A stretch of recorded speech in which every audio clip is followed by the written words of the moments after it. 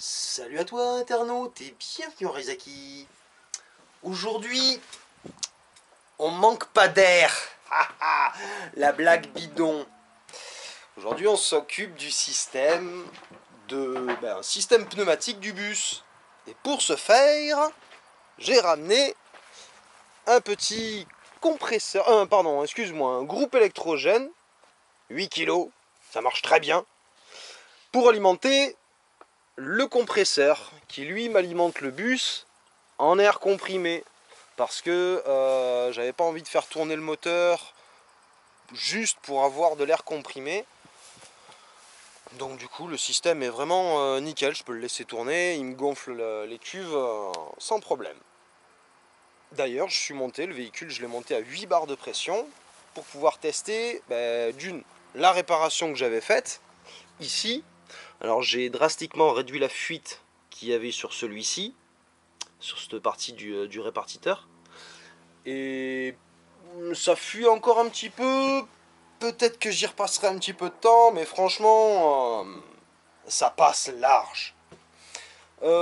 Sinon, pour le reste du système, j'ai pu regarder la suspension arrière et la suspension avant pneumatique. Et ça marche nickel. Ça se voit pas trop, mais il a pris de la hauteur à l'avant. À l'arrière, par contre, là, tu dois mieux le voir, peut-être. Mais il a vraiment pris, il a pris 10 cm à l'arrière, quoi. Et ça, c'est cool. Ça, c'est cool. Ça va me permettre, notamment, en fait, à l'avant et à l'arrière, il y a des petits réglages à faire pour pouvoir lui faire prendre de la hauteur ou le surbaisser. Et ça va m'être très pratique quand je vais rentrer sur le terrain, parce qu'il y a un endroit qui est un petit peu en pente. Et j'ai besoin que le véhicule soit haut sur pattes. Donc, le système qui va me permettre de rehausser le véhicule fonctionne correctement. Euh, Pareil pour les freins fonctionnent. Et la petite boulette, c'est que j'ai le frein de secours qui a du mal à fonctionner. Alors, au départ, aucun souci. J'ai testé mon frein de secours, je te le montre. Au départ, il était en position avant, il n'y avait aucune fuite. Je mets le frein de secours, j'entends l'air qui part dans les freins, les freins se bloquent, impeccable. Et maintenant, quand je le désengage, alors c'est sûr, hein, ça lâche les freins, c'est bien, mais ça me vide les cuves. C'est un peu con. Donc il va falloir que je fouine encore un petit peu là-dessus. Mais du coup, c'est le seul. Alors, c'est pas le seul. J'ai ça à regarder. Et j'ai comment ça s'appelle, les alimentations en air des portes. Les portes avant ont été coupées. La porte du milieu, pareil. Et la porte de derrière, elle, par contre, elle fonctionne encore. Et la porte du milieu, celle-là, fonctionne plus, je crois. Enfin, en tout cas, le système ne fuit pas et ne fonctionne pas. Ça me va très bien comme ça. Donc, il va falloir que je fasse de la recherche, que je trouve la documentation sur le système d'air pneumatique du Saviem SC10.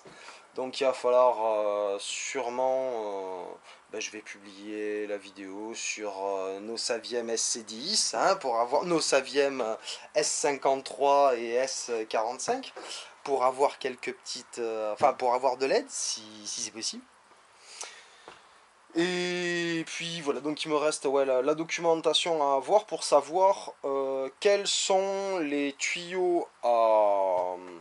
Enfin, comment je peux faire pour fermer l'arrivée d'air sur le système de porte et le système des essuie-glaces. Parce que les essuie-glaces sont pneumatiques là-dessus. J'ai hâte de tout démonter pour pouvoir tout mettre au propre et tout refaire fonctionner. Des essuie-glaces qui fonctionnent à l'air comprimé, quoi. J'adore ce bus, c'est énorme.